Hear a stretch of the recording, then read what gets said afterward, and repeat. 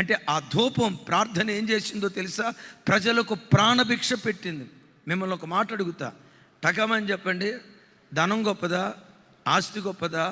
కోట్ల రూపాయల ఆస్తి గొప్పదా? 70 అంతస్తుల భవంతి గొప్పదా? ప్రాణం గొప్పదా? ఇంకోసారి, దేవుడు నీ దగ్గరికి వచ్చి, నాన్న ఈ రాత్రి నీకు 100 కోట్లు ఇస్తా, 100 కోట్లు ఇస్తా, 100 కోట్లు ఇస్తా నీ ప్రాణం తీసుకుంటా, ఏమంటావు నువ్వు అని అంటంతో, దేవా ఎంత అద్భుతమైన ఆఫర్ ఇచ్చేవు నాయన, ఆ 1000 కోట్లు ఇచ్చి నా ప్రాణం తీసుకో అని అంటారా? దేవుని వైపు చూసి, ఏం దేవుడు అయ్యా నువ్వు? ప్రాణం తీసి 1000 కోట్లు ఇచ్చి ఉపయోగం ఏముంది? అన్నిటికంటే విలువైనది ప్రాణం. నీకు తెలుసా, ప్రార్థన మనిషికి ప్రాణభిక్ష పెట్టగలుగుతుంది. అన్నిటికంటే అద్భుతమైనది ప్రాణమైతే, ఆ ప్రాణభిక్షే ప్రార్థన పెట్టగలిగిందైతే, జీవితంలో నీకు ఎదురైన ప్రతి చిన్న సమస్య ప్రార్థన ముందు తొక్కడా.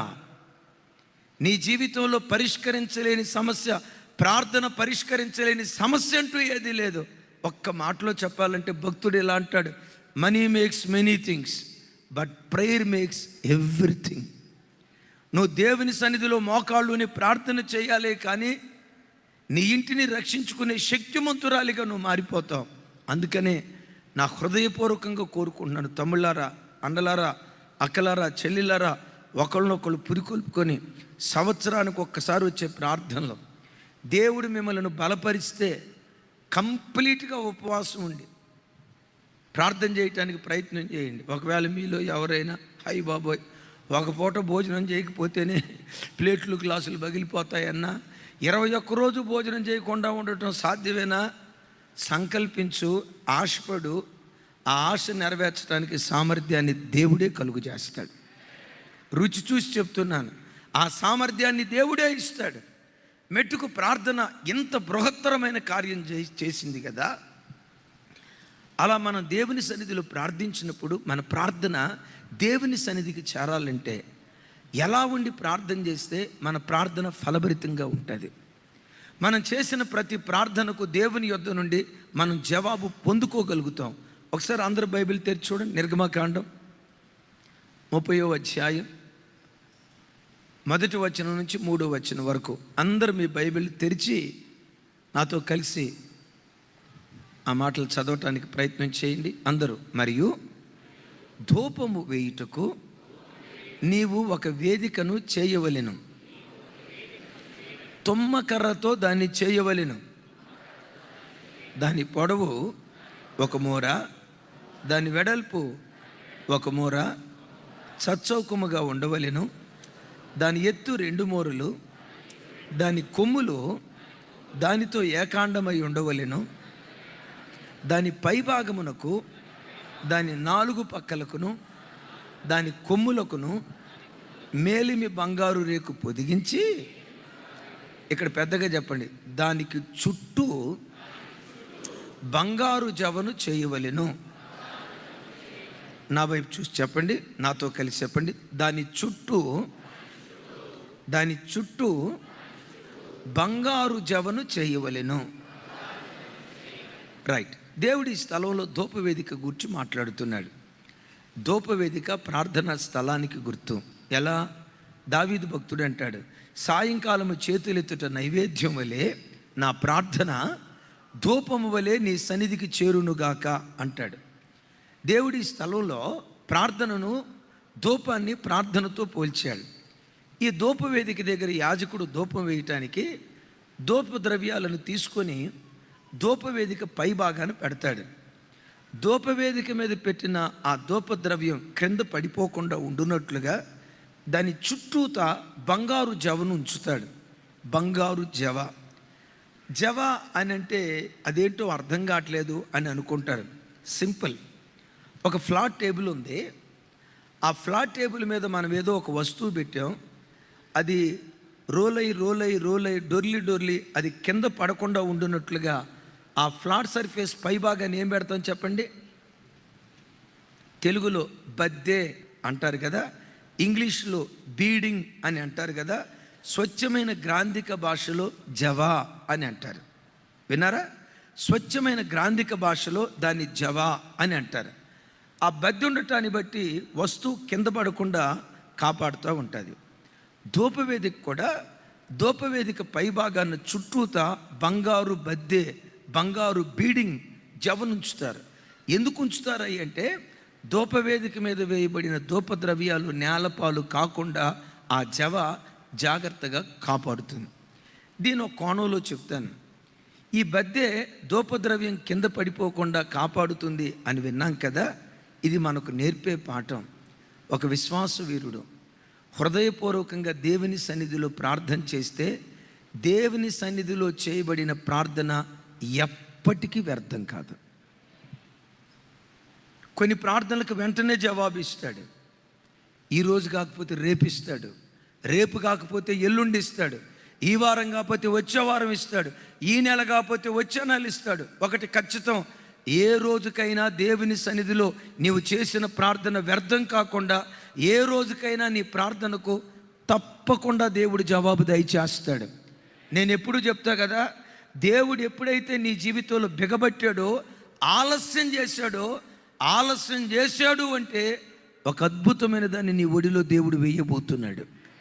ఎప్పుడైనా నీ ప్రార్థనకు ఆలస్యం చేశాడు, ఏడ్చావు, రొమ్ము కొట్టుకున్నావు, బాధపడ్డావు, దేవా పోయిన సంవత్సరం ఉపవాసం ఉన్నా, అంతకు ముందు సంవత్సరం ఉపవాసం ఉన్నా, ఈ సంవత్సరం కూడా ఉపవాసం ఉంటున్నా, ఏంటి ప్రభువా నా పరిస్థితి, ఇంత ఆలస్యం చేస్తున్నావేంటి అని మీలో ఎవరైనా అనుకుంటే, నీవు ఆరాధించే దేవుడు ఆలస్యం చేస్తాడేమో కానీ అలక్ష్యం చేయడో. ఎంత ఆలస్యం చేశాడో అంత అద్భుతమైన ఈవిని నీ ఒడిలో దేవుడు వేస్తాడు.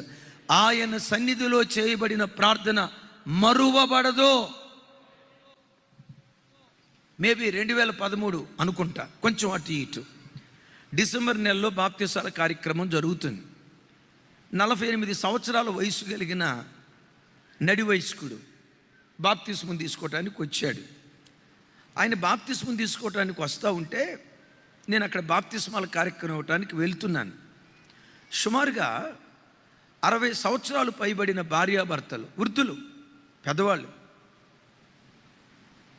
ఇంచుమించు 70 సంవత్సరాలు అనుకోండి, 70 సంవత్సరాలు నిన్న భార్యాభర్తలు ఆ బాప్తిసాల తొట్టి దగ్గరికి వెళ్తూ ఉంటే నా దగ్గరికి పరిగెత్తుకుంటూ వచ్చి ఆ వృద్ధ తండ్రి వృద్ధ తల్లి నా భుజాల మీద పడి ఏడుస్తున్నారు. ఎందుకయ్యా ఏడుస్తున్నారు అన్నా. ఈ బాబు మా కొడుకేనయ్యా.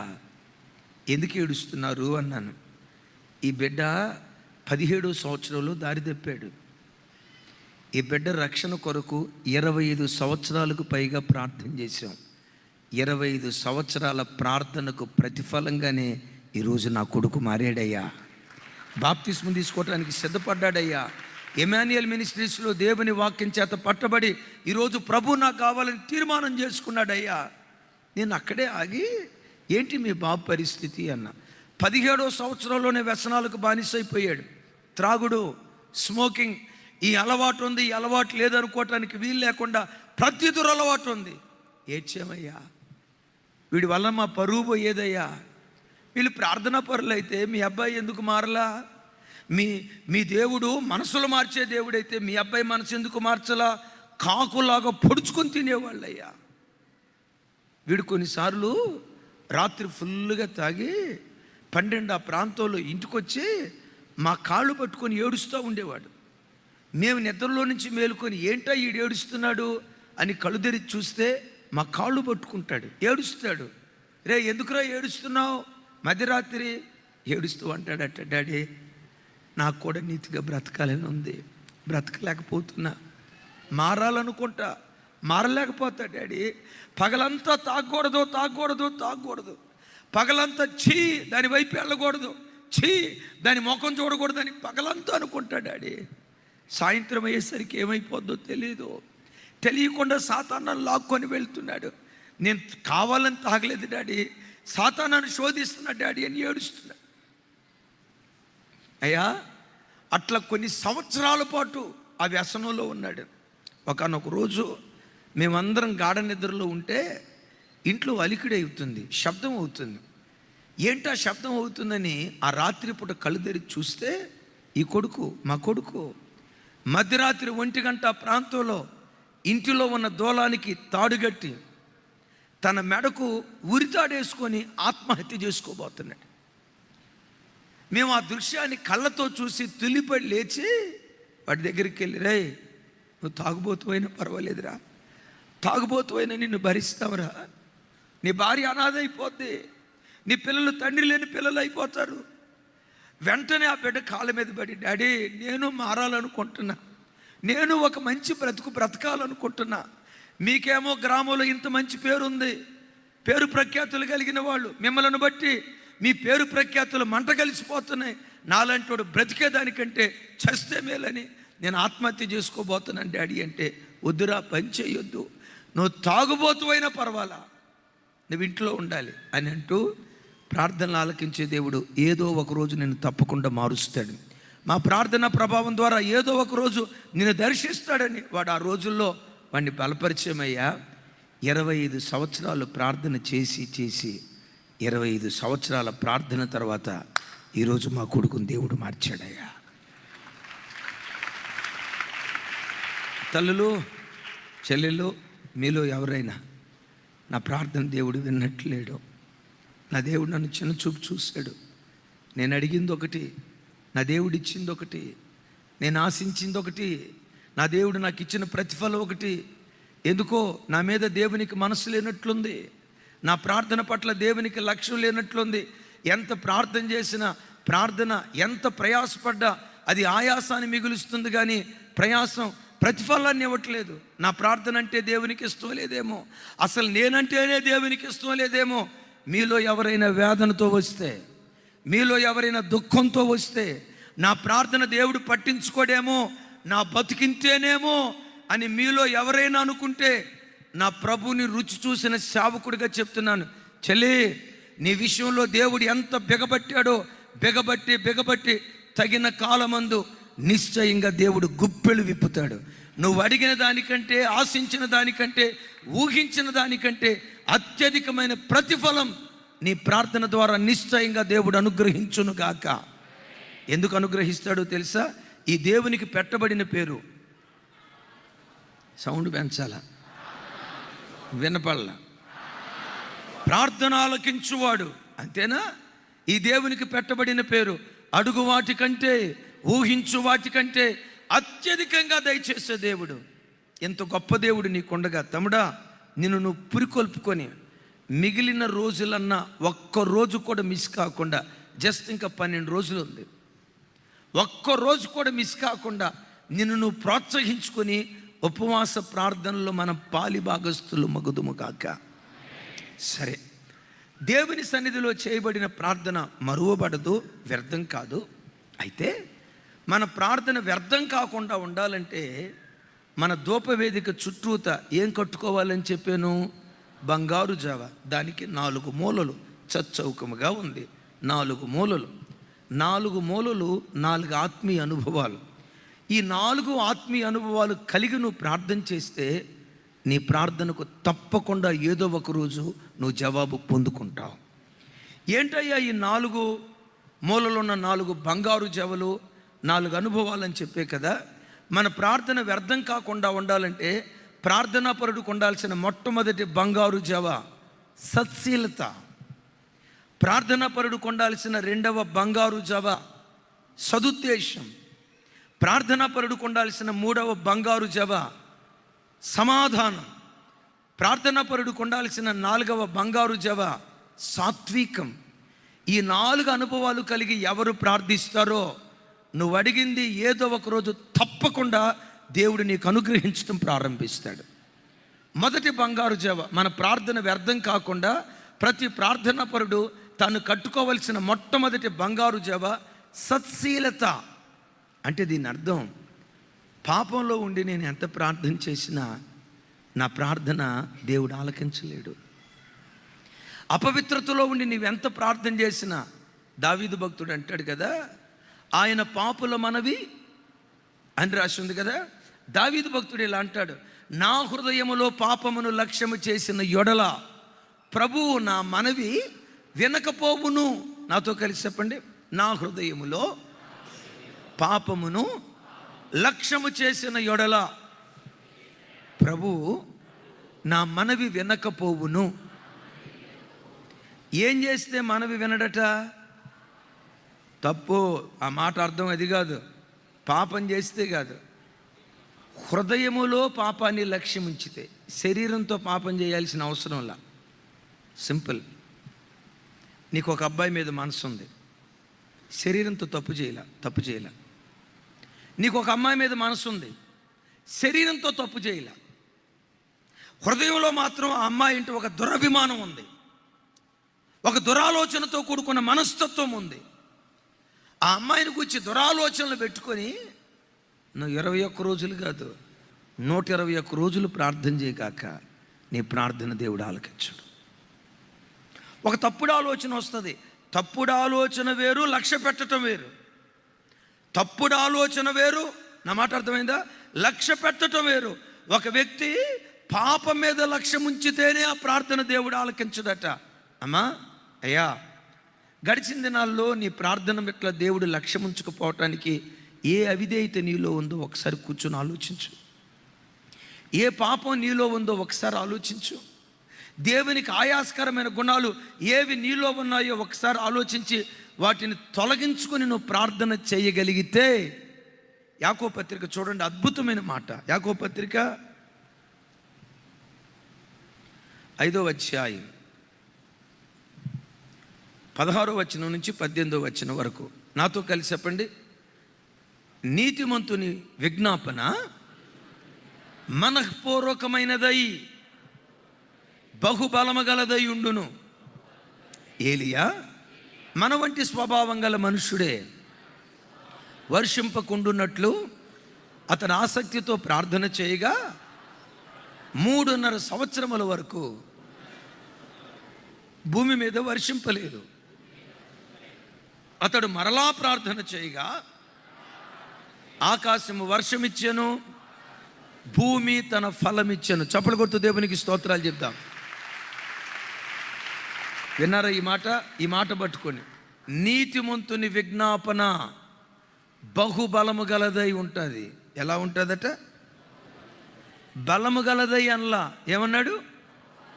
ఎవరి ప్రార్థన బహుబలము గలదై ఉంటుంది? ఒక నీతిమంతుడి ప్రార్థన. నీతి కలిగిన వాడిగా నువ్వు బ్రతికి నీతియుక్తమైన జీవితంతో నువ్వు ప్రార్థన చేస్తే నీ ప్రార్థన బహుబలమైనది. ఎంత బలమైనది?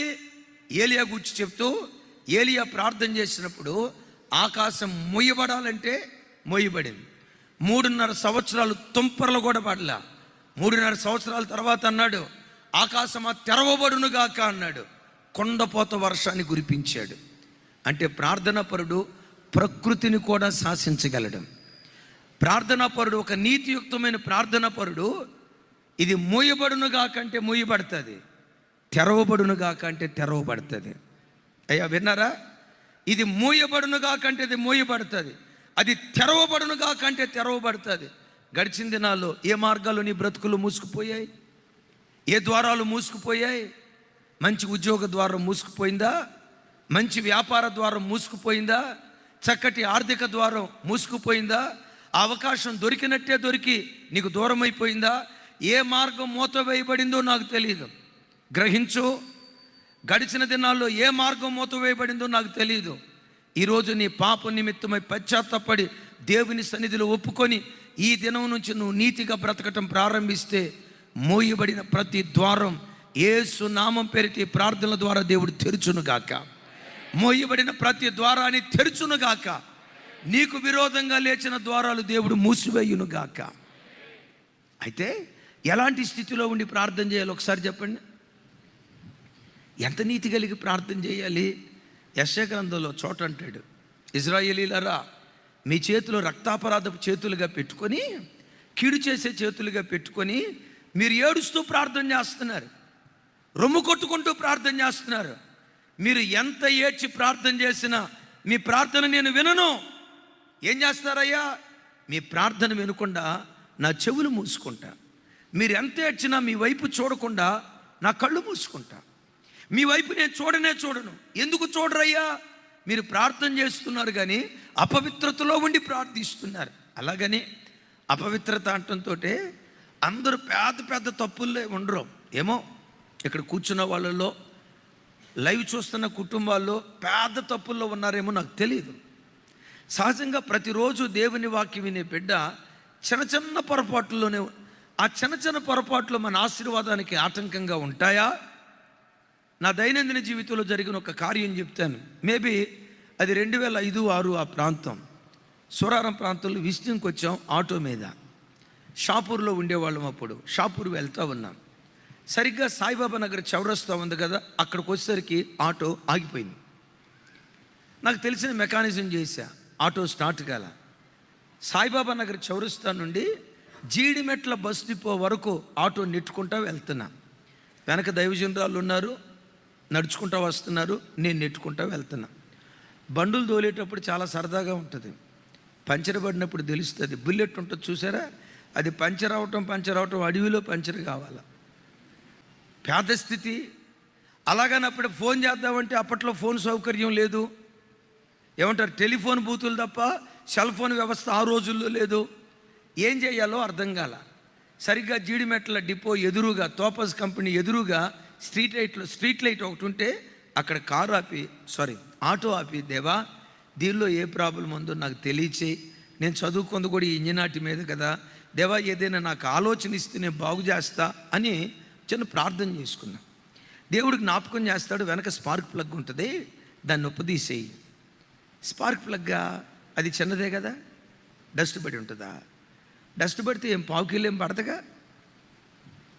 ఆ స్పార్క్ ప్లగ్ ఉప్పదీయమంటారు ఏంటి? ఏదో వైర్ దిగిపోయిందని నేను అనుకుంటే అని నేను మనసులో అనుకుంటున్నా. దేవుడు అంటాడు, రే నువ్వు నోరుమై, ముందు స్పార్క్ ప్లగ్ ఉప్పది, నీ ఆలోచనలు ఇక్కడ సోటి ఇవ్వద్దు, నేనేం చెప్తున్నాను పోయి ఆ పని చేయి. వెనక డోర్ ఓపెన్ చేశాను, స్పార్క్ ప్లగ్ బయటకు తీసా. చూస్తా ఉన్నా. నేను అనుకున్నా కనీసం ఒక 50 గ్రాములు మట్టి పడి ఉంటుందేమోనని. 50 గ్రాములు కాదు కదా, ఎక్కడో చిన్న చిన్న నలుసులు. ఆ నలుసు తుడిచేయి. దేవా ఇక్కడ మట్టి ఏమి లేదు కదా, చిన్న చిన్న నలుసులు కదా. అదే అధిక ప్రసంగం వద్దని చెప్పేది. నేనేం చెప్పాను, అజయ్ నేను వేసుకున్న చొక్కా ఆ బట్ట ముక్కతో క్లీన్ చేద్దాం అనుకున్నాను. ఆ గ్యాప్లో అది పట్టట్లా. అంత చిన్న గ్యాప్ స్పార్క్ ప్లగ్లో ఉండేది. అరే ఇంత చిన్నగా ఉంది, దుమ్మేం కనపట్లా అని, బట్ట పట్టలేదని ఆటో లోపలికి వెళ్ళి పేజ్ ఒకటి ఉంటే, పేపర్ ఒకటి ఉంటే దాన్ని చింపి పేపర్తో ఇట్లా రఫ్ చేశా. పట్టుకుంటే ఏదో జస్ట్ కార్బన్ పార్టికల్స్ చిన్న చిన్న డస్ట్ వచ్చింది. వెంటనే స్పార్క్ ప్లగ్ పెట్టాను, డోర్ వేసాను, ఆటో ముందుకు వచ్చాను, కిక్కు కొట్టాను, డుగ్ డుగ్ డుగ్ డుగ్ అని స్టార్ట్ అయిపోయింది అది. అప్పుడు దేవుడు నాతో మాట్లాడుతున్నాడు, ఎంత పెద్ద ఆటోను ఆపింది, చిన్న చిన్న నలుసులు. మండే శక్తి ఇంజిన్ లోపుతుంది, పెట్రోల్ ఉంది, దరిదాపుగా 5 అడుగుల పొడవున్న ఇంత పెద్ద ఆటోను ఆపింది ఒక చిన్న నలుసు. నీకు ఇప్పటికే అర్థమైంది తమ్ముడు, నువ్వు చాలా మంచోడివి. ఆ మంచితనం లేకపోతే నువ్వు ఇక్కడికి ఎందుకు వచ్చేవాడివి? ఆ మంచితనం లేకపోతే నువ్వెందుకు బాప్తిస్మం తీసుకునేవాడివి? నువ్వు మంచోడివి అనేది ఎంత వాస్తవమో, చిన్న చిన్న నలుసులు ఉన్నాయి అనేది కూడా అంతే వాస్తవం. నువ్వు మంచిదానివి అనేది ఎంత వాస్తవమో, చిన్న చిన్న బలహీనతలు, చిన్న చిన్న అవిధేయతలు, చిన్న చిన్న లోపాలు నీలో ఉన్నాయనేది అంతే వాస్తవం. ఈ ఉపవాస ప్రార్థనకు వచ్చిన నీ బ్రతుకులో ఆ చిన్న నలుసులు తొలగించుకోవటం ప్రారంభించు. ఈ గడియలోనే దేవుని ప్రభావం నీ మీదకు దిగివచ్చును గాక. కార్యాలు జరగకుండా ఏ సాతాను ఆటంకపరిచాడో దాన్ని నువ్వు తొలగించుకోగలిగితే ఈ రాత్రి నుండే ఓ ప్రత్యేకమైన కార్యం నీ జీవితంలో దేవుడు జరిగించును గాక.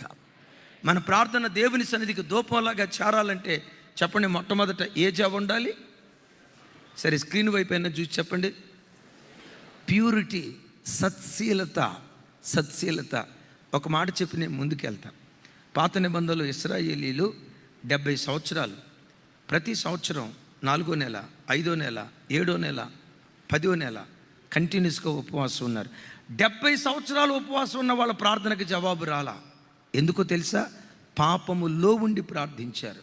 ఈ వాక్యం వింటుండగా నీ పాపములో నుండి బయటకు వచ్చి ఈ రోజు నుండే యేసయ్యా నీ కొరకు బ్రతుకుతా, యేసయ్యా నీ మార్గంలో నేను నడుస్తా, తెలుసో తెలియకో నా బ్రతుకులో కొన్ని పొరపాట్లు జరిగాయి, ఈ రోజు నుండి నన్ను పరిపూర్ణంగా మార్చుకొని నీ వైపు తిరుగుతానయ్యా అని దేవుని వైపు నువ్వు తిరగగలిగితే, నువ్వు ఏది తెరవమంటే అది దేవుడు తెరుస్తాడు. ఏది మోయమంటే దేవుడు అది మోస్తాడు. అట్టి కార్యం దేవుడు జరిగించునుగాక.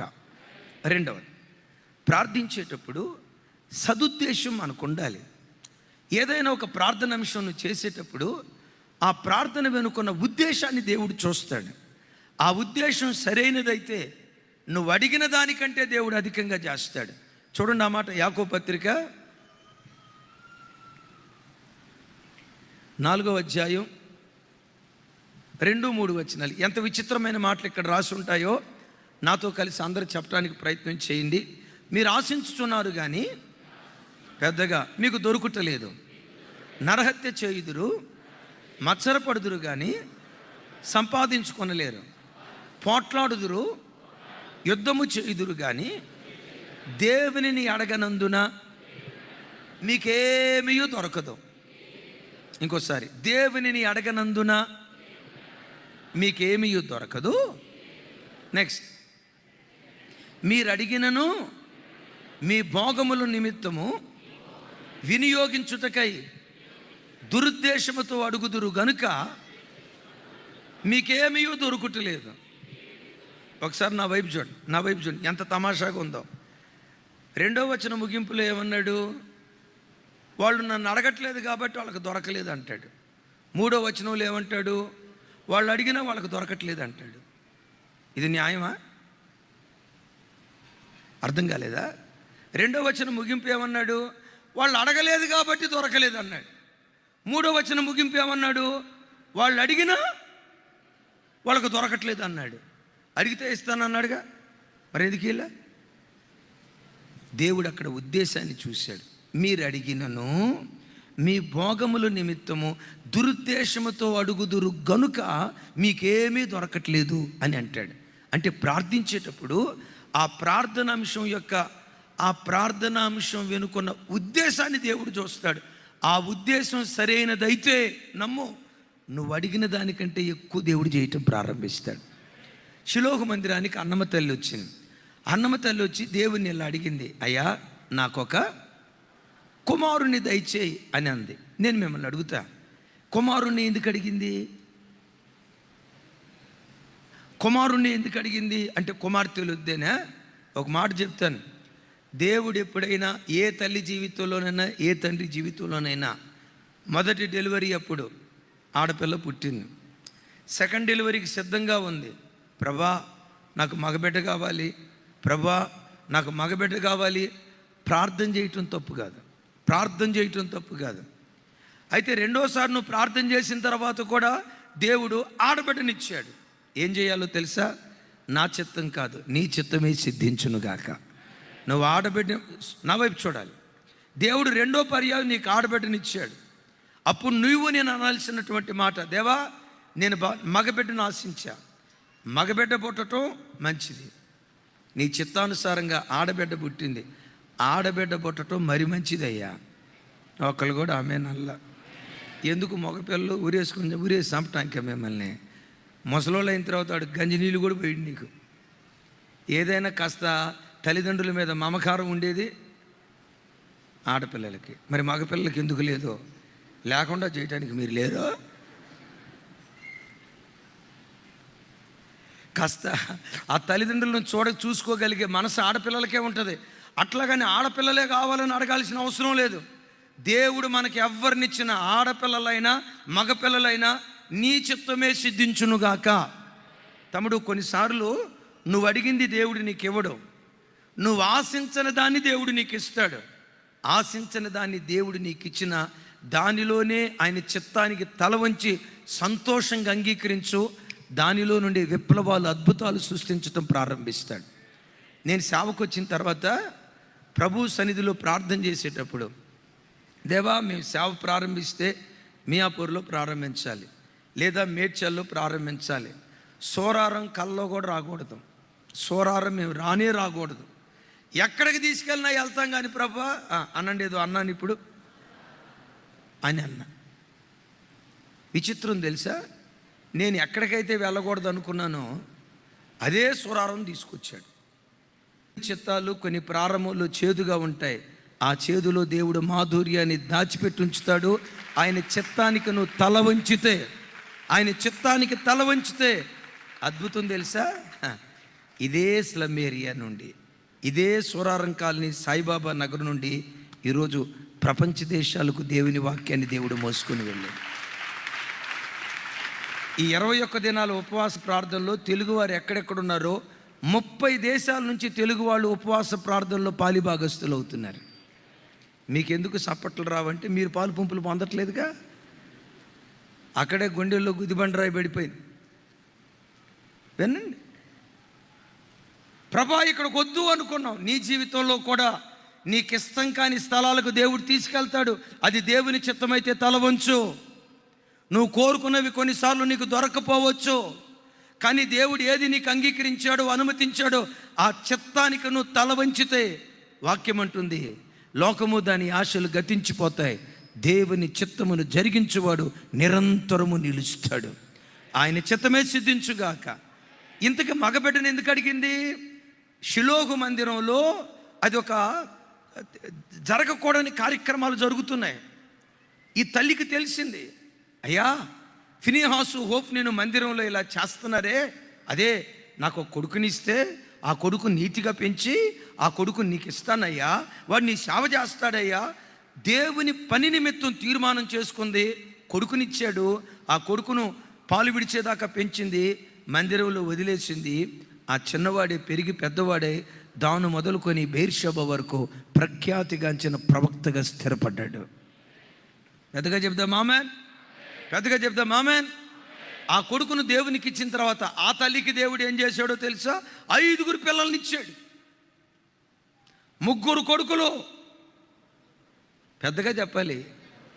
ఇక 3 అన్న తర్వాత 2 ఎవరమ్మా? పెద్దగా చెప్పండి. 3 కొడుకులు, 2 కుమారుల, 3 కొడుకులు, 2 కూతుర్లు. ఒక్క కొడుకునిస్తే 5 బిడ్డలను దేవుడిచ్చాడు. ఒకటి నేర్చుకో సంఘమా, దేవుడు నీకు ఏది ఇచ్చినా నువ్వు పొందుకున్న మేలైన ప్రతిదీ దేవుడిచ్చింది. అయితే దేవుడు నీకు ఏది ఇచ్చినా దేవుడు నీకు ఇచ్చిన ప్రతి దానిలో దేవునికి నువ్వు పాలు ఇవ్వాలి. అగైన్ ఖరీదైన మాట, దేవుడు నీకు ఏది ఇచ్చినా నీకు ఇచ్చిన ప్రతి దానిలో దేవునికి నువ్వు పాలిస్తే నువ్వు అడిగిన దానికంటే అత్యధికంగా దేవుడు చేస్తాడు. ఉద్యోగం ఇచ్చాడా? నీ ఉద్యోగంలో దేవుని పాలు ఉండాలి. దేవుడు నీకు ఆయుష్నిచ్చాడా?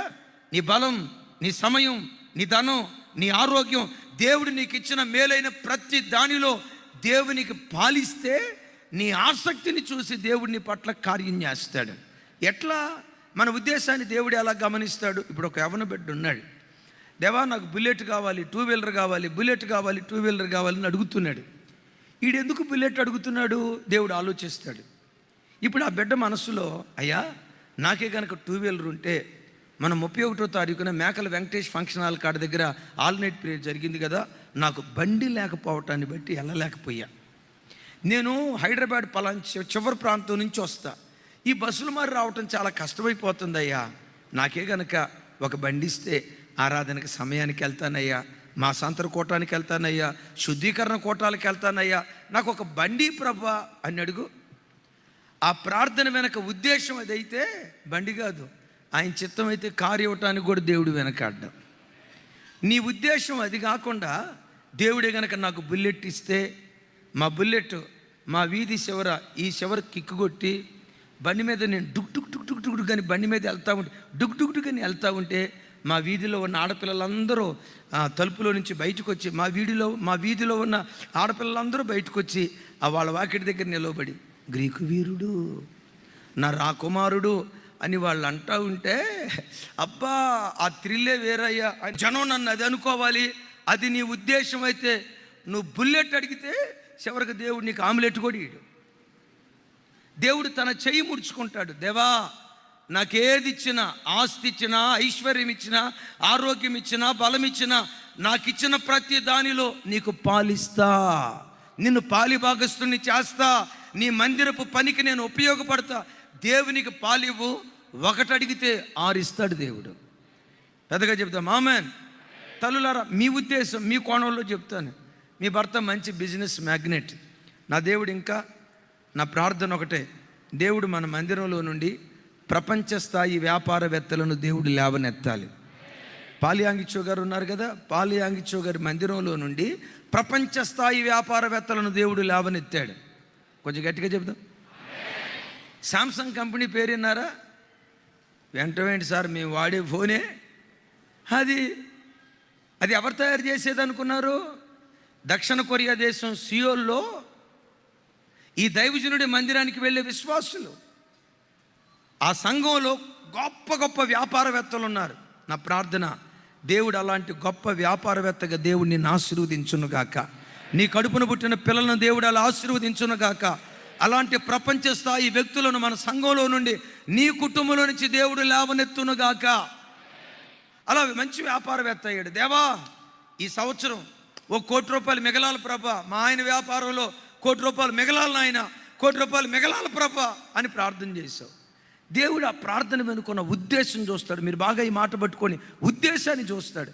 ఆ ప్రార్థన వెనుకున్న ఉద్దేశం, దేవా నాకే గనక ₹1 కోటి ఈ సంవత్సరం మిగిలితే, ఆ ₹1 కోటి నీ ఉద్దేశం సరైనదైతే, నువ్వు అడిగే అద్భుతం ఆకాశమంత ఎత్తైనదైనా, ఊర్ధ్వలోకమంత లోతైనదైనా నీ ఎదుట జరిగించడానికి దేవుడు భీకరుడు. అయితే నీ ఉద్దేశం సరిగ్గా ఉండాలి. ఎలాంటి ఉద్దేశం కాకుండా, ఈ సంవత్సరం ₹1 కోటి మిగిలితే, యేసయ్యా నా చెవులకున్న దిద్దులు చాలా చిన్నగా ఉన్నాయి నాయన, నా మెడలో ఉన్న బంగారు గొలుసు కూడా చాలా సన్నగా ఉంది ప్రభా, ఫంక్షన్కి వెళ్ళాలంటే నాకు చాలా సిగ్గుగా అవమానంగా ఉంది నాయన, ప్రజలు నా వైపు చూసి చాలా పేదదనుకుంటున్నారు ప్రభా, అదే ₹1 కోటి మిగిలితే నా చెవులు దిద్దులు ఈ సైజు చేయించుకుంటానయ్యా, నా మెడలో బంగారపు గొలుసు అని మన గేదెలకి వేస్తారు చూసారా, ఆ సైజు బంగారు తాడు వేసుకుని, అయ్యో ఎప్పుడు పడితే అప్పుడు వేసుకున్నయ్యా, ఫంక్షన్లు జరుగుతాయి కదా మా ఊరోళ్ళకి, మా బంధువులు ఫంక్షన్ జరిగింది కదా, ఆ ఫంక్షన్కి వెళ్ళేటప్పుడే వేసుకుంటా. ఎందుకు? ఇంకొక అక్క హృదయంలో మంట పెట్టాలిగా, ఇంకొక అక్క హృదయంలో మా ఆయన మాకెంత సంపాదించి పెట్టాడు మీకే మంట రేపాలిగా, వాళ్ళ గ్యాస్ ప్రాబ్లం తెప్పించాలిగా, ఎసిడిటీ తెప్పించాలి కదా. ఎక్కడ పడితే అక్కడ వేసుకున్న ఆయన ఫంక్షన్కి వెళ్ళేటప్పుడు వేసుకుంటా, నా బంగారం చూసి జనం నన్ను చూసి ఏమన్నారు తెలుసా, దుబాయ్ బీబేమో మన మధ్యలోకి వచ్చినట్లుంది అని అంటా ఉంటే, దేవా దేవుడు నీకు ఇచ్చే మీ ఎదుట నిలబడిన మేమున్నాం. ఈరోజు ఈ పరిచర్య దేవుడు ఇంత ఆశీర్వదించడానికి అనుభవించి చెప్తున్నాను. ప్రతిరోజు ప్రభువుని అడిగేది, ఆశీర్వదించయ్యా అంటాం, ఆశీర్వదించయ్యా అని అనం. నేను తెలుగులోనే చెప్తున్నా, నా వైపు చూడాల. ఆశీర్వదించయ్యా అని అంటాం, ఆశీర్వదించయ్యా అని అనం. దీనికి తేడా ఏంటి? ఇట్లా అన్నాం, చెయ్యి నిండిపోయింది, చెయ్యి నిండిపోయింది, భార్య పేరు చెయ్యి నిండిపోయింది, కొడుకు పేరు చెయ్యి నిండిపోయింది, మనవడి పేరు ఏదో అన్న తర్వాత చెయ్యి నిండిపోయింది, మిని మనవడి పేరు, పిల్లలకు సరిపడే ఆస్తి సంపాదించుకోవచ్చు. ప్రభా ఇట్లా కాదు, ఇట్లా. దీని అర్థం ఏంటో తెలుసా? మీరు నాకు ఇస్తూ ఉండండి అయ్యా, మీరు ఇచ్చే ప్రతిదీ మీ రాజ్యవ్యాప్తి కొరకై వెదజల్లుతూ వెళ్తాం, ఆత్మల సంపాదన కొరకై వెదజల్లుతూ వెళ్తాం, సువార్త ప్రకటన నిమిత్తమై వెదజల్లుతూ వెళ్తాం. మా కొరకు మేమేమీ దాచిపెట్టుకోకుండా, పానార్పణం అంటారు చూసారా, పానార్పణంగా నీ పనిలో పోయిపడతాం. దేవుని కృప. అలాంటి మనసు, అలాంటి ఉద్దేశం దేవుడు చూడటాన్ని బట్టే దయనీయ స్థితిలో నుండి ఈరోజు ఆయన కృపను బట్టి లక్షల కొలది ప్రజలకు సాక్షార్థంగా నిలిపాడు. చాలామంది నా స్నేహితులు, నాకు బాగా సన్నిహితంగా ఉండేవాళ్ళు, కొంచెం పరిచయస్తులు నా దగ్గరికి వచ్చి చనువుగా అంటారు, అనయ్య చెబుతాముడు, అనయ్య మీరు అబద్ధం ఆడకుండా చెప్పండి, మీకు పైనుంచి డబ్బులు వస్తాయి కదా అంటారు. నేను అంతే సీరియస్గా అంట, అవును తమ్ముడా, ఇందులో అబద్ధం ఆడేదే ఉంది, మాకు డబ్బులు వచ్చేదే పైనుండి. ఈలోప మనిషి అంటాడు, మాకు తెలుసానయ్యా మీకు పైనుంచే వస్తాయని, అమెరికా నుంచి ఆస్ట్రేలియా నుంచి అంటారు. ఆ తర్వాత అంట, అమెరికా దేశం కంటే శ్రేష్టమైన దేశం, ఆస్ట్రేలియా దేశం కంటే శ్రేష్టమైన దేశం, న్యూజిలాండ్ దేశం కంటే శ్రేష్టమైన దేశం, పరలోకపు దేశం నుంచి ఆకాశపు వాక్యులు విప్పి తన మహిమైశ్వర్యంలో ప్రతి అవసరత తీరుస్తున్నాడు. నీ ప్రార్థన దేవుని సన్నిధికి చేరినట్లుగా నంబర్ 1 సత్శీలత నీకు ఉండాలి. మొదటి బంగారు జవ. నంబర్ 2 సదుద్దేశం అనే బంగారు జవ ఉండాలి. నంబర్ 3 సమాధానం అనే బంగారు జవ ఉండాలి. ఇది చాలా కాంప్లికేటెడ్. యేసుక్రీస్తు ప్రభువారు అంటారు, షారోనిట్రా, నువ్వు బలిపీఠం దగ్గర బలి అర్పించడానికి వెళ్ళేటప్పుడు నా వైపు చూడాలి. బలిపీఠం దగ్గర బలి అర్పించడానికి వెళ్ళేటప్పుడు నీ మీద నీ సహోదరునికి విరోధం ఏమైనా కలదని నీకు జ్ఞాపకం వస్తే నీ అర్పణ అక్కడే విడిచిపెట్టి మొదట సమాధానపడు, ఆ తర్వాత బలి అర్పించు అంటాడు. టకమని చెప్పండి, ప్రార్థన గొప్పదా సమాధానం గొప్పదా?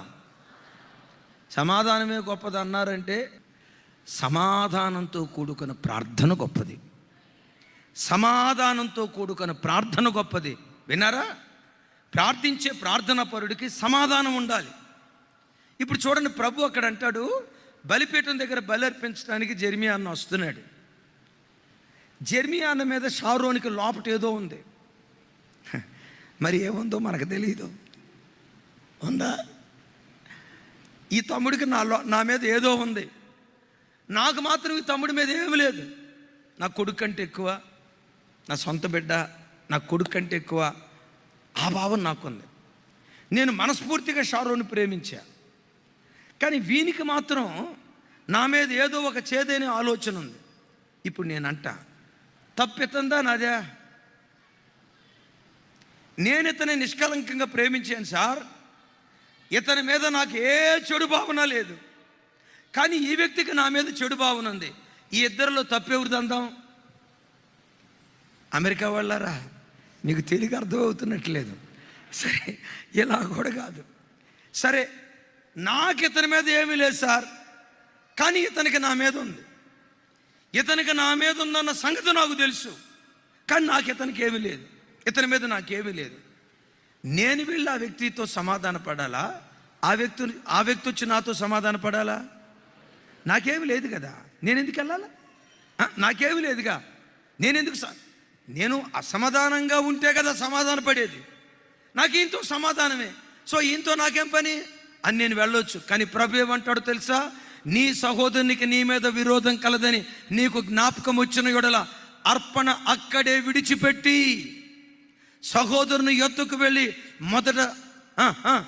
మొదట సమాధానపడి ఆ తర్వాత అర్పణ అర్పించు. నీ ప్రార్థన ధూపంలాగా దేవుని సన్నిధికి చేరుతుంది.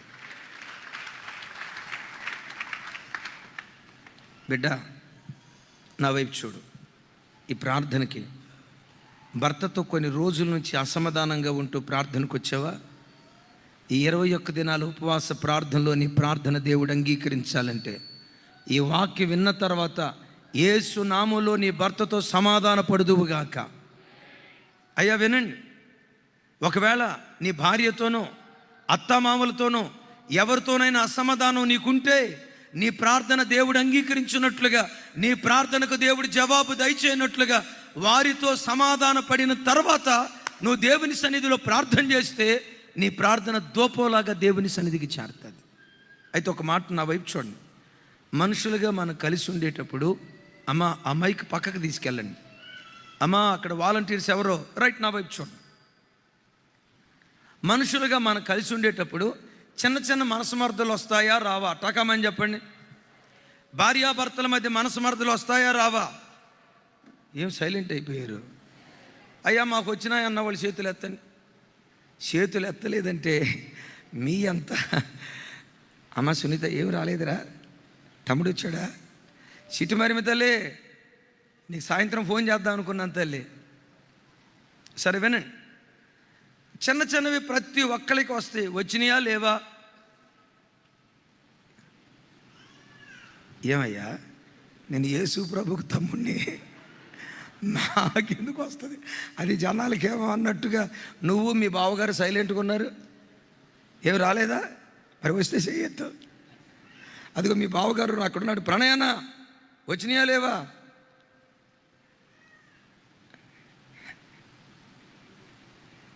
మంటలే నీళ్ళు లేదు, గొడవలే నీళ్ళు లేవు. సహజం. కొంతమంది అంటారు అసలు భార్యాభర్తలు కొట్లాడుకున్నప్పుడే ప్రేమ ఎక్కువైపోద్దంట. అదొక మనకు అది కాదు సబ్జెక్టు. వినండి. ఎప్పుడైనా కొట్లాటలు మనస్మర్థలు సహజం. ఎప్పుడైనా ఎవరితోనైనా మనస్మర్థలు వస్తే సూర్యుడు అస్తమించే లోపే ఆ వ్యక్తితో సమాధాన పడాలి.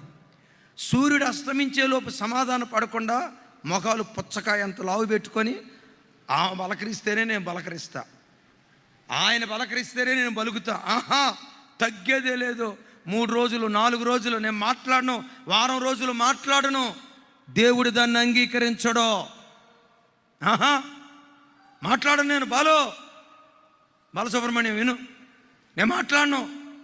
నేను మాట్లాడితే అమ్మ మైక్ పక్కకి తీసుకెళ్ళండి తల్లి. వినండి, నేను మాట్లాడను. సత్యలో నేను మాట్లాడను. నేను దిగనంటే దిగను, దిగానంటే నేను చీప్ అయిపోతాగా, నేను అలసైపోతా కదనని వారం రోజుల పాటు మాట్లాడకుండా ఉంటారు. మళ్ళీ రాత్రి నిద్రపోయేటప్పుడు ప్రార్థన చేసుకుంటారు. ఆ ప్రార్థన దేవుడు వింటాడా? ఆ శనివారం మీరు ఉపవాస ప్రార్థనకు వచ్చారు, ప్రార్థన దేవుడు వింటాడా? ప్రార్థన గొప్పదా, సమాధానం గొప్పదా? ప్రార్థన గొప్పదా, సమాధానం గొప్పదా? పెద్దగా చెప్పాలి, కొంచెం పెద్దగా. ఇవాళ రేపు విచిత్రం తెలుసా? విచిత్రం. ఈ సెల్ ఫోన్ వ్యవస్థ వచ్చిన తర్వాత గమనించండి, భార్యాభర్తలు మాట్లాడుకోవట్లేదంట, మెసేజ్లు పెట్టుకుంటారంట.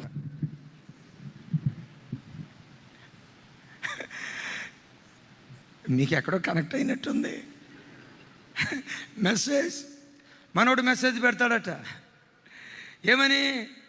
నాకు టీ పెట్టివు, అర్జెంటుగా టీ పెట్టివు అని అంటుందట, అని మెసేజ్ పెడతాడట. ఆ తల్లి టీ పెట్టుకొని వచ్చి ఆ తలుపు ఎదురుగా పెట్టి మెసేజ్ పెట్టిద్దట, టీ పెట్టి 5 నిమిషాలు అవుతుంది.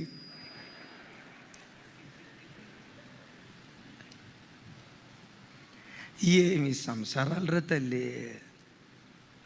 మీకు తెలుసా, భర్తతో సమాధాన పడకుండా ఆ రాత్రి నువ్వు పడకల మీదకి వెళ్తే దురాత్మని ఇంటిలోకి వస్తాడు. ఇంటి వారితో సమాధాన పడకుండా ఆ రాత్రి మీరు నిద్రకు విశ్రమిస్తే వాక్యం చెప్తుంది, సూర్యుడు అస్తమించే లోపే ఆ వ్యక్తితో నువ్వు సమాధాన పడాలి. సమాధాన పడకుండా 4 రోజులు 5 రోజులు బంధులు రాస్తారోకోలు మొఖమెంత పెట్టుకొని పలకనంటే పలకను. గమనించండి, 3-4 రోజుల తర్వాత పలకకుండా ఉంటారా? ఆ తర్వాత పలుక్కునేదే కదా సుమన్. ఎందుకు గొడవ?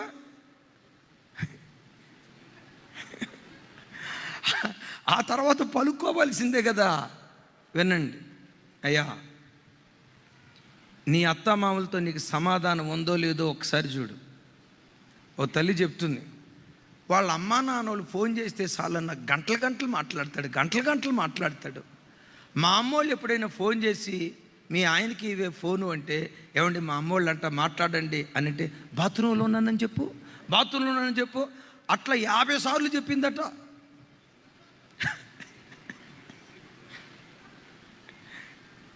ఎవరు అని అన్నాడట. అత్తగారు అందట, బాబు నీకు అతి మలమూత్ర జబ్బున్నట్టుంది, నాకు తెలిసిన డాక్టర్ గారు ఉన్నాడు, నేను హాస్పిటల్లో జాయిన్ చేస్తాను రాయ్యా. వినండి, 24 గంటలు మీ అమ్మోళ్ళతో ఉంటావుగా, భార్య తరపులతో మాట్లాడకపోతే నువ్వే మనిషి? ఏమా, మీరు ఉపవాస ప్రార్థనకు వస్తున్నారు, 21 రోజు ప్రార్థనకు వస్తున్నారు, నీ అత్తతోనే నీకు సమాధానం లేకపోతే, నీ కోడలతోనే నీకు సమాధానం లేకపోతే, సమాధానం లేకుండా మనం ప్రార్థన చేసి ఆ ప్రార్థన దేవుని సన్నిధికి చేరుతుందా? నీ దేవుడు ప్రార్థనలు ఆలకించేవాడు. అడిగిన దానికంటే, ఊహించిన దానికంటే అత్యధికంగా కార్యాలు చేసే దేవుడు అలా కార్యాలు చేయనట్లుగా నీ ధూపవేదిక చుట్టూత నంబర్ 1 సత్శీలత అనే బంగారు జవ. 2వది నోరు తెరవాలి, సదుద్దేశం అనే బంగారు జవ. 3వది సమాధానం అనే బంగారు జవ. ఆఖరి బంగారు జవ సాత్వికం. చెప్పండి, ప్రార్థించే ప్రార్థన పరుడు ఎప్పుడు సాత్వికుడుగా ప్రార్థించాలి. నేల మట్టుకు తగ్గించుకొని ప్రార్థించాలి. ఆ సాత్వికమైన ప్రార్థన ఎలా ఉంటుందో బైబిల్ అర్థం చెప్తుంది. పరిసయ్యుడు మందిరానికి వచ్చాడు. వాడు తన గొప్పతనాన్ని చెప్తున్నాడు. ఏమని? నేను వారానికి 2 రోజులు ఉపవాసం ఉంటా, 3 రోజులు ఉపవాసం ఉంటా, నా రాబడిలో 10% ఇస్తా. అదిగో వాడు శంకర్ ఉన్నాడే, ఆ టైప్ కాదు నాదే, నా టైపే వేరు, అసలు నా లైఫే వేరు అని శంకర్తో పోల్చుకొని తాను చాలా గొప్పనని మాట్లాడుకున్నాడు. ఆ తర్వాత శంకర్ వచ్చాడు. బైబిల్లో రాయబడిన మాట ఏంటో తెలుసా? దేవాలయంలోనికి వెళ్ళటానికి ధైర్యం చాలక, దేవుని వైపు తలెత్తడానికి ధైర్యం చాలక, బైబిల్లో రాసి ఉంటుంది, పాపినైన నన్ను కరుణించని రొమ్ము కొట్టుకుంటూ దేవుని దగ్గర ఏడ్చాడు. వచ్చేటప్పుడు శంకరిగా వచ్చాడు, తిరిగి వెళ్ళేటప్పుడు నీతిమంతుడిగా తీర్చబడి దేవుని ఇంటిలో నుంచి వెళ్ళాడు. చప్పట్లు కొట్టిన చెల్లి, నా వైపు చూడు. నువ్వు దేవుని సన్నిధికి వచ్చిన తర్వాత వచ్చిన స్థితిలోనే నువ్వు వెళ్ళకూడదు. దేవుని యొద్ద నుండి ఏదో ఒకటి పొందుకొని నువ్వు వెళ్ళాలి, ఏదో ఒకటి పొందుకొని వెళ్ళాలి. ఒట్టి చేతులతో నువ్వు వెళ్ళకూడదు. అయ్యా, దేవుని సన్నిధికి వచ్చిన తర్వాత రిక్తహస్తాలతో నువ్వు వెళ్ళిపోకూడదు. ఒకవేళ వచ్చేటప్పుడు ఖాళీ చేతులతో వచ్చినా తిరిగి వెళ్ళేటప్పుడు నా దేవుని దగ్గర నువ్వు ఏదో ఒకటి పొందుకొని వెళ్ళుదువుగాక. దేవుని ప్రతినిధిగా నా చెయ్యెత్తి దీవిస్తున్నాను. ఏ కొరతతో ఈరోజు ప్రార్థనకు వచ్చావో, ఏ కొదువుతో ఈరోజు ప్రార్థనకు వచ్చావో, నీ లోయలు పోడ్చబడునుగాక, నీ గరుకు మార్గాలు వంకరగునుగా, నీ వంకర మార్గాలు తిన్ననివ్వగునుగాక, నీ గరుకు మార్గాలు నున్ననివ్వగునుగాక, ప్రతి పర్వతాన్ని దేవుడు చదును చేయునుగాక. నీ లోయలు పోడ్చబడాలంటే మీరు నేను చేయాల్సింది ఒక్కటే, ఏ స్థితిలో వచ్చామో ఆ స్థితి దేవుని దగ్గర ఉన్నది ఉన్నట్లుగా ఒప్పుకోవాలి. ఆ పశ్చాత్తాపం ఎప్పుడు వస్తుందో తెలుసా? ఎప్పుడు మనుషులతో పోల్చుకోకు, దేవునితో పోల్చుకో.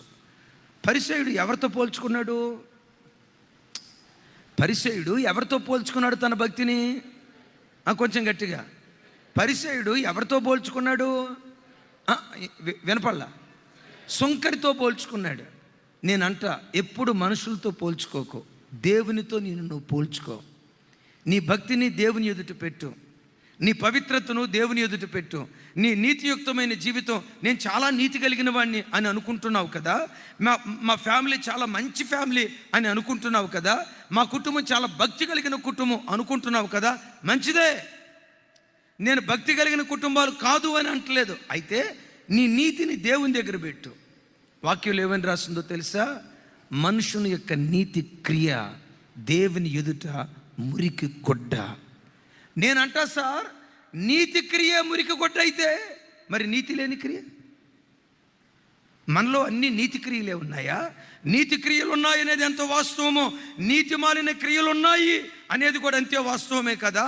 నీ నీతి క్రియ దేవుని ఎదుట మురికి గొడ్డ అయితే నీతి లేని జీవితం, అసహ్యంగా దేవునికి నువ్వు కనపడతావు, అపవిత్రంగా దేవునికి కనపడతావు. అప్పుడేం చేయాలి?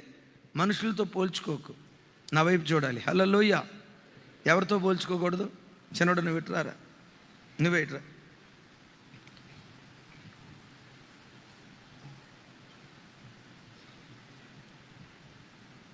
ఈయన పక్కన పెట్టుకున్నాను అనుకో, నేనేమనుకుంటాను తెలుసా?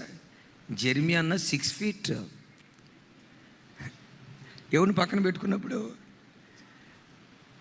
తలకాయ తెచ్చు.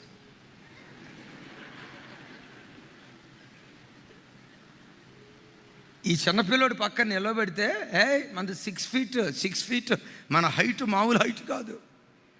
అదే మన రాజశేఖరయ్య గారు గొలియాత్ అని పేరు పెట్టాడు ఒకడికి. అదిగా మనోడి పక్కన నిలబడితే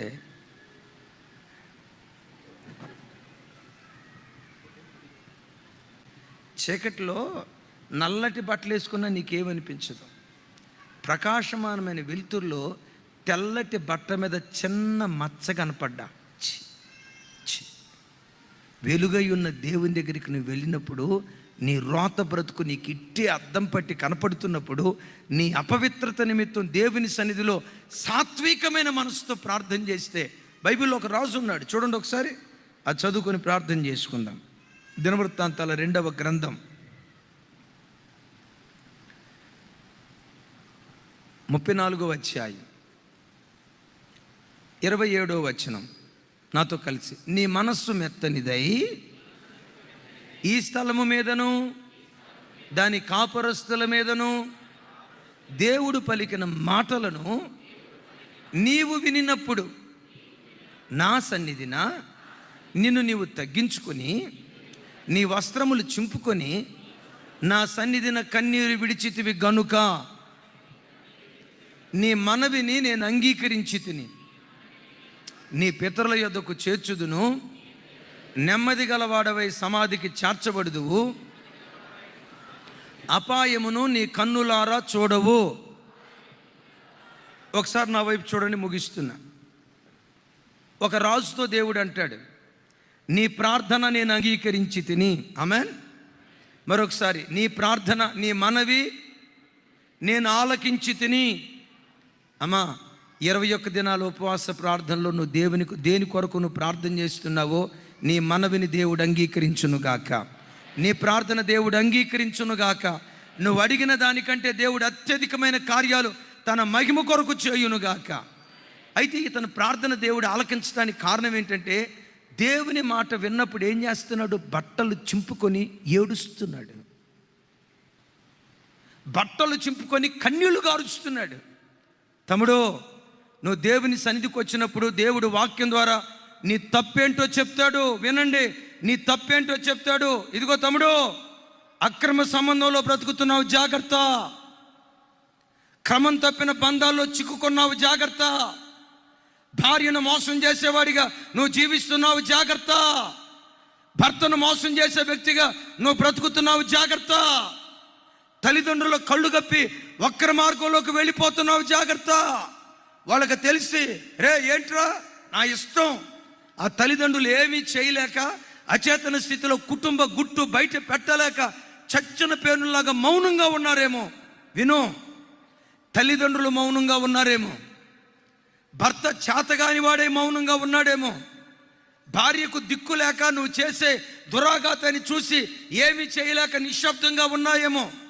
ఆ తల్లి ఏమీ చేయలేక మౌనం అయిపోయిందేమో. ఆ తల్లి మౌనంగా ఉంటుందేమో. నా దేవుడు మౌనంగా ఉండడు, జాగ్రత్త. నేను ప్రకటించే నా దేవుడు మౌనంగా ఉండడు, జాగ్రత్త. ఒకవేళ నువ్వు చేసే పనిని బట్టి భర్తే మౌనం అయిపోయాడేమో, చేతగానోడు అయిపోయాడేమో. తల్లిదండ్రులే ఏం చేయలేక చేతులెత్తి మౌనం అయిపోయారేమో. విను, పాపాన్ని సహించలేని దేవుడు, అపవిత్రతను సహించలేని దేవుడు, దుర్నీతి సంబంధమైన కార్యక్రమాలు సహించలేని దేవుడు. నీ మీద దేవుడు తన ఉగ్రత కుమ్మరించక మునిపే ఈరోజు ప్రభు మాట్లాడుతున్నాడు, మారు. దేవుడు నీతో మాట్లాడుతున్నాడు, మారు. ఆ మాట అనటంతో రాజు ఏం చేశాడో తెలుసా? రొమ్ము కొట్టుకుంటూ దేవుని దగ్గర ఏడ్చాడు. సార్, అట్లాగని రాజు తప్పు చేయలేదు. ఇక్కడ దేశం తప్పు చేస్తే దేశపు స్థానంలో తాను నిలబడి పశ్చాత్తాపడి దేవుని సన్నిధిలో ఏడుస్తూ ఉంటే అప్పుడు అంటాడు, నా మాట విని నా సన్నిధిలో నువ్వు కన్నీళ్లు రాల్చితివి కనుక. ఆమేన్. ఎప్పుడు కన్నీళ్ళు రాల్చాడు ఒకసారి చెప్పండి, కొంచెం గట్టిగా. ఎవరు మాట విని? కొంచెం గట్టిగా. ఒక మాట అడుగుతా, తల్లి, ఎప్పుడైనా ఆదివారం మందిరానికి వచ్చినప్పుడు దేవుడు వాక్యం ద్వారా నీ తప్పు తెలియచేసినప్పుడు దేవుని దగ్గర ఏడ్చిన జ్ఞాపకం నీకుందా? నేను ఈ స్థితిలో ఉన్నా యేసయ్యా, అది నన్ను గూర్చే, అది నా బ్రతికే, ఆ రోత బ్రతుకు నాలోనే ఉంది. ఏడ్చిన జ్ఞాపకం ఉందో లేదో ఒకసారి ఆలోచించండి. మీరున్నారు, మీరు ఎప్పుడు బాగా ఏడుస్తారో చెప్పంటారా?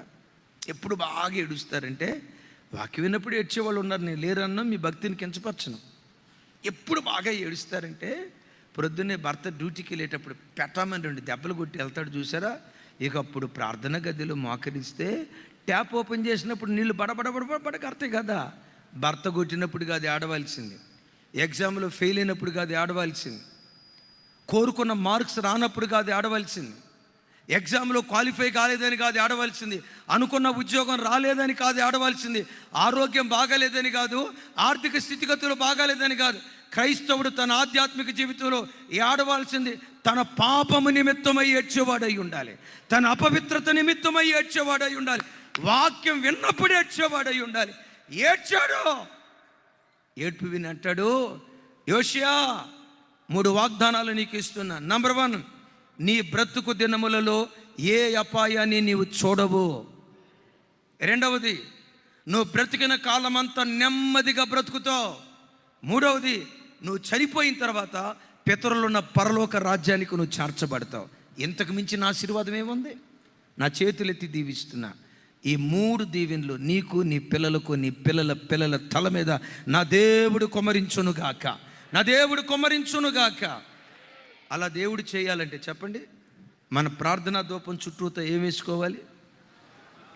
థామస్ తమ్ముడు నిజామాబాదు, ఇంకా నువ్వు నిజామాబాద్లో ఉన్నావే, మీరు చూడండి, చుట్టూతో ఏం వేసుకోవాలి? బంగారు జవ. మొదటి బంగారు జవ సత్శీలత, నోరు తెరవండి. రెండవ బంగారు జవ సదుద్దేశం. మూడవ బంగారు జవ, నాలుగవది సాత్వికం. ఈ 4 అనుభవాలు ఆభరణాలుగా ధరించుదాం. మీరు భూమి మీద బ్రతికిన దినాల్లో మీ కళ్ళతో మీరు అపాయం చూడకుందురుగాక. బ్రతికిన కాలం అంతా నెమ్మదిగా జీవించే జీవితాన్ని నా దేవుడు వరంగా మీకు అనుగ్రహించునుగాక.